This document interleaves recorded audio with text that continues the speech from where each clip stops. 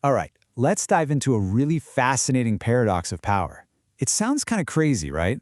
The idea that to be truly free, you have to make other people completely dependent on you. It's totally counterintuitive, but believe it or not, this one principle is behind the rise of empires and the fall of kings all throughout history. Okay, let's start with a really chilling line from medieval Siena. Imagine this. A mercenary soldier just saved the city. He's the hero of the hour. So the people are trying to figure out how to reward him, right? But no honor seems big enough. So they land on this horrifying conclusion. And what's wild is that this isn't just a one-off story. It actually tells us something really dangerous about success and power. So, you gotta ask, why on earth would a city turn on the very person who saved it? Well, that's what we're gonna dig into first. It's a tough lesson from history, but it's one we need to hear. Winning doesn't mean you're safe. In fact, sometimes your biggest success is the very thing that brings you down. Just take a look at the Count of Carmagnola. This guy was one of the most successful, most famous mercenary generals of his time. It's 1442, he's at the absolute peak of his career, and Venice calls him back to the city. He shows up, there are parades, he's being honored. He's probably thinking he's about to have a fancy dinner with the Doge. But nope. Instead of a feast, they lead him across the famous, or maybe I should say infamous, Bridge of Sighs and straight into a dungeon. And then, the very next day, they beheaded him in public. It was fast, it was brutal, and it shocked everybody. So what's the connection here? You got the hero in Siena, and now the Count of Carmagnola. Why did their biggest wins lead straight to their deaths? It wasn't just that people were ungrateful. The real problem, the fatal flaw, was that for all their skills, they were replaceable. Their bosses knew they could just go out and hire someone else, someone younger, cheaper, and maybe a little less intimidating to do the exact same job. And that right there brings us to the key idea, the one thing that could have saved both of them. See, to really make your position secure, it's not enough to be good at your job. You have to be essential. And this whole idea is the foundation of a really powerful law of dependence. The solution is actually pretty simple, but it's incredibly powerful. You have to learn how to make people dependent on you. It's that paradox again. The more people rely on you, the more freedom you actually have.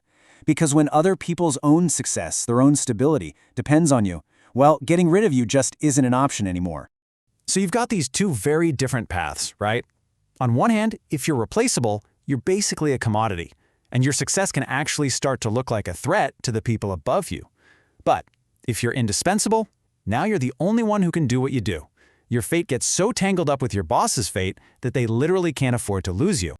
And if you want a perfect example of someone who mastered this law, you have to look at the Prussian statesman Otto von Bismarck. This guy didn't just stumble into a powerful job. He brilliantly engineered an entire system of dependence that all revolved around him. Bismarck's strategy was just genius. See, instead of trying to team up with someone really powerful, he did the opposite. He found a weak ruler, King Frederick William IV, and then, step by step, he made himself the king's strength, his backbone, his political brain. He wove himself into every little piece of the government until the king literally could not function without him. And his ultimate power move? The threat to just quit, to walk away and leave the king totally lost. And did it work? Oh yeah. Bismarck didn't just outlast that king, he outlasted his successor too. And this new king couldn't stand him at first. But both of them became so dependent on him that in reality, it was Bismarck calling the shots, setting all the major policies. He had all the power of a king without ever having to wear the crown. Okay, so how do you actually do this? How can you apply this principle? Let's break down some of the key tactics for making yourself indispensable. Well, there are really two main ways to go about it. The first is what you might call intensive power. This is all about having one singular, irreplaceable talent. Think about Michelangelo. His boss, Pope Julius II, just couldn't find anyone else on the planet with that level of genius. The other way is extensive power. This is where you get involved in so many different things that you become the glue holding it all together. A classic example is Henry Kissinger in the Nixon White House.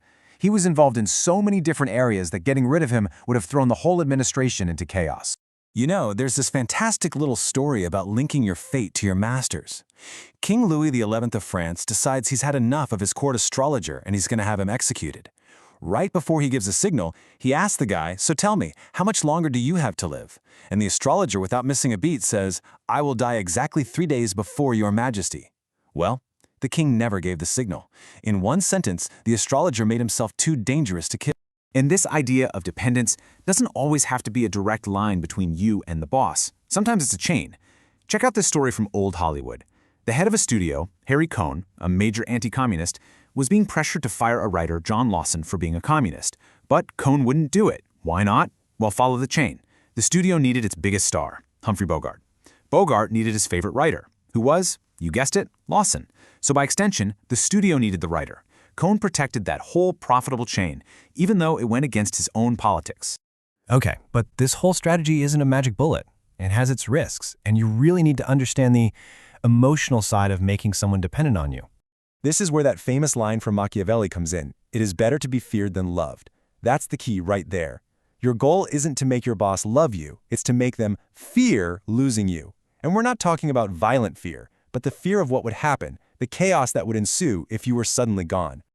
And that's why you can never, ever mistake this dependence for a real friendship. The person who needs you will probably resent you for it on some level. And you know what? That's fine. The fear of losing you is a way more reliable source of power than a flimsy emotion like love, which you just can't control. And here's the final twist, and this is so important. The end goal here is not total, complete independence. That's actually a trap. History is full of people who gained total power, became totally isolated, and then just self-destructed. The real truth is that the world runs on interdependence. True power comes from creating a situation where the master, the person you report to, is actually your slave in a way, because they need you so much. So let's wrap this up. The key takeaways are pretty clear, right? You've got to make yourself essential to other people's success. Build that dependence, either through a one-of-a-kind skill or by weaving yourself into everything.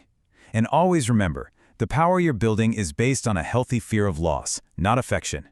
Which leaves us with one final big question to chew on. In a world where everyone is interconnected like this, where reliance goes both ways, who's truly the master and who's the slave?